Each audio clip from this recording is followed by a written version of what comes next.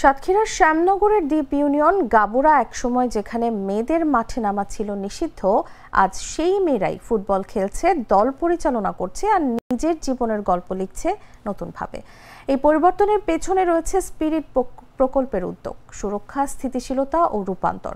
Breaking the silence বাস্তবায়ন করছে প্রকল্পটি সহযোগিতায় তের দে হোমস ফাউন্ডেশন এবং অর্থায়নে এসডিসি ও অলিম্পিক রিফিউজি ফাউন্ডেশন।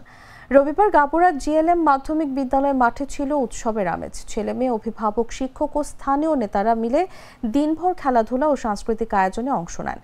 অতিথি সাবেক ফিফা রেফারি তৈয়ব হাসান শামসুজ্জামান বাবু বলেন যে মাঠে খেলতে শেখে সে জীবনে কখনো হারে না।